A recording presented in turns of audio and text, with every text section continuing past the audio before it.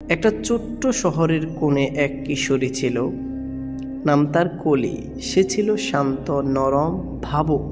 বাইরের দুনিয়া যতই কঠিন হোক, তার ভেতরের জগৎ ছিল এক রঙিন নীল ডায়েরি। সেই ডায়েরির পাতায় সে লিখত মায়ের চোখের জল, বাবার চিৎকার, ভাইয়ের হাসি আর নিজের চাপা কান্না। কলির বাবা ছিলেন সংসারে এক ঝড়ের মতো। প্রতিদিন ঘরে ঢুকতেন তাণ্ডব নিয়ে। মা ছিলেন যেন এক নদী, সবকিছু সহ্য করে শুধু ভুয়ে যেতেন। আর কলি যেখানে ভালোবাসার বীজ পুঁততে চেয়েও কেউ আসেনি, তবুও কলি হার মানেনি। প্রতিদিন রাতে সে আকাশের দিকে তাকিয়ে ভাবত, আমি কেন এত একা। একদিন কলি স্বপ্ন দেখলো সে এক উড়ন্ত পাখি হয়ে গেছে। তার হাতের কাঁথার কারুকাজ দিয়ে সে এক বিদেশি মেলার মঞ্চ আলো করে রেখেছে। লোকের অবাক হয়ে বলছে, এই মেয়েটা কোত্থেকে এলো। তখন কলি শুধু হেসে বলল, আমি এসেছি কান্না থেকে, কিন্তু আমি বাঁচছি স্বপ্ন দিয়ে। বাস্তবে ফিরে কলি তার নীল ডায়েরি বন্ধ করলো। তবে এবার আর কাঁদতে নয়, নিজেকে গড়তে, মায়ের কষ্টকে শ্রদ্ধা করতে,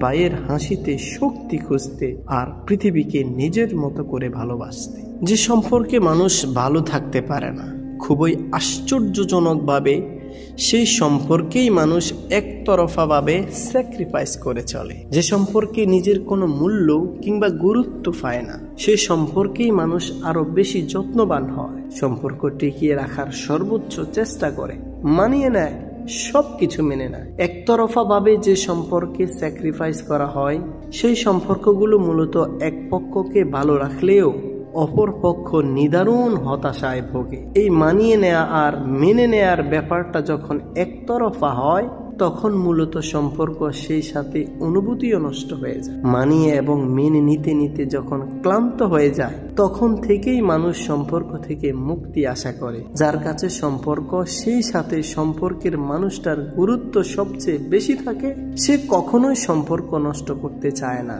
সম্পর্কের মানুষটাকে অবহেলা, অবজ্ঞায় কখনো ফেলে রাখে না। যে সম্পর্কে একতরফা ভাবে মানিয়ে নিতে হয় কিংবা সবকিছু মেনে নিতে হয়, সে সম্পর্কে কখনোই ভালো থাকা যায় না।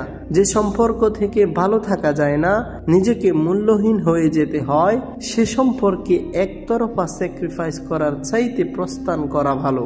ভালোবাসাহীন জীবন যন্ত্রণা, কিন্তু কারো কাছে মূল্যহীন হয়ে যাওয়ার যন্ত্রণা মানুষকে আমৃত্যু ভোগায়। প্রথম যেদিন তোমাকে ভালোবেসেছি, সেদিন থেকে নিজেকে ভালোবাসতে বলে গেছি। যেদিন থেকে তোমাকে জিজ্ঞেস করি কেমন আছো, সেদিন থেকে আমি ভুলে গেছি কেমন আছি। যেদিন থেকে তোমার পাশে এসে দাঁড়িয়েছি, সেদিন থেকে সবার কাছ থেকে আমি দূরে হারিয়ে গেছি। যেদিন থেকে তোমার স্বপ্নগুলো আমার হাতে তুলে দিয়েছি, সেদিন থেকে তোমার স্বপ্ন পূরণ করার জন্য ব্যস্ত হয়ে পড়েছি।